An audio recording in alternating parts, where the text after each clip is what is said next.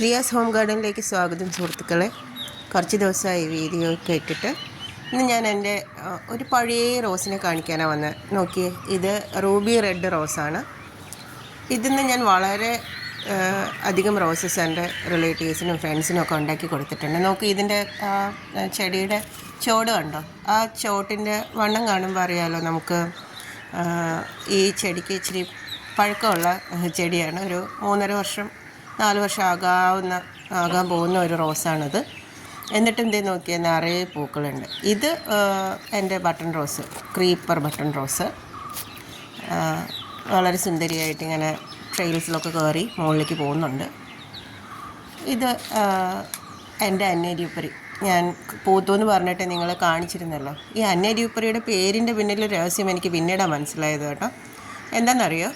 1947 ജനിച്ച ഒരു ഫ്രഞ്ച് വിഖ്യാതയായ ഒരു ഫ്രഞ്ച് ആക്ട്രസിൻ്റെ പേരാണ് അന്യ ഡ്യൂപ്പറി. അവരുടെ ഓർമ്മയ്ക്കായിട്ടാണ്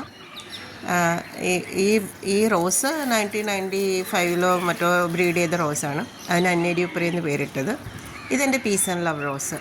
ഇത് നിറയെ മൊട്ടുകളും വളരെ ഭംഗിയുള്ള പൂക്കളുമാണ് കേട്ടോ. ഇത് നോക്കിക്കേ, വളരെ സുന്ദരിയായിട്ടുള്ളൊരു റോസാണിത്.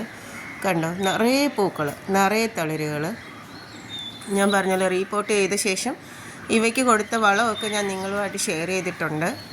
ഇത് പെർഫെക്റ്റായിട്ടും പൂക്കും, ഒരുപാട് തളിരുകൾ വരും. ആ വളം കൊടുത്തു കഴിഞ്ഞാൽ നിങ്ങളൊന്ന് കയറി കാണണം എൻ്റെ ചാനലിൽ. ഇതെൻ്റെ റെഡ് പിന്നാക്കിയോ, ഒരു കുഞ്ഞു ചെടിയാണ്. നിറയെ പൂക്കളുണ്ട്, നിറയെ തളിര് വരുന്നുണ്ട്. പൂവ് ഒന്നേ ഉള്ളൂ എങ്കിലും തളിരുകളും മൊട്ടുകളും നിറയെ ഉണ്ട്. ഇതെൻ്റെ 7 റോസ്.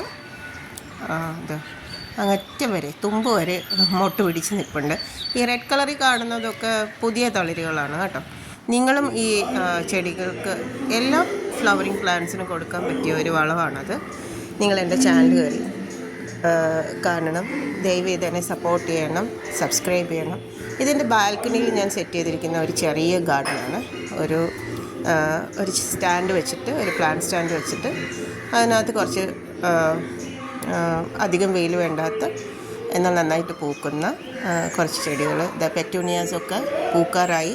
പൂക്കുന്ന പെറ്റൂണിയാസും ഉണ്ട്.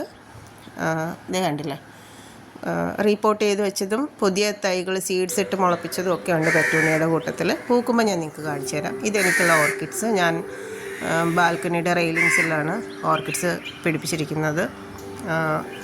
ഇതേ 2-3 ഒക്കെ നന്നായിട്ട് പൂത്തിട്ടുണ്ട്. മറ്റതിലൊക്കെ പൂക്കൾ വരുന്നുണ്ട്. അപ്പോൾ ഇവിടെ ഒരു കസേരയൊക്കെ ഇട്ട് കുറച്ച് നേരം ഇരിക്കുന്നതും, നിങ്ങൾ ബാക്ക്ഗ്രൗണ്ടിൽ കേൾക്കുന്ന പോലെ ഇഷ്ടംമാതിരി കിളികൾ വരും. ഫ്രണ്ടിൽ ഒരു ചെറിയ മരം ഉണ്ട്, ഒരു മാവും ഒരു ബേർഡ്സ് ചെറിയുടെ മരമൊക്കെ ഉണ്ട്. നിറയെ കിളികൾ വരും രാവിലെയും വൈകുന്നേരവും. അതിൻ്റെ ഒച്ചയൊക്കെ കേട്ട് ഇവിടെ ഇരിക്കുന്നത് തന്നെ വളരെ റിലാക്സിങ് ആയിട്ടുള്ള ഒരു സംഭവമാണ്. നിങ്ങൾക്കറിയാമല്ലോ, എനിക്ക് 2 സ്പെഷ്യൽ കിഡ്സാണുള്ളത്. അപ്പോൾ ആ ഒരു സ്ട്രെയിനൊക്കെ മറക്കാനും അതിൽ നിന്നൊക്കെ ഒരു റിലീഫ് കിട്ടാനൊക്കെ ഇവിടെ ഒരു 5 മിനിറ്റ് ഇരിക്കുന്നത് ഭയങ്കരമായിട്ട് എന്നെ ചാർജ് ചെയ്യും. അപ്പോൾ thank you all. Thank you.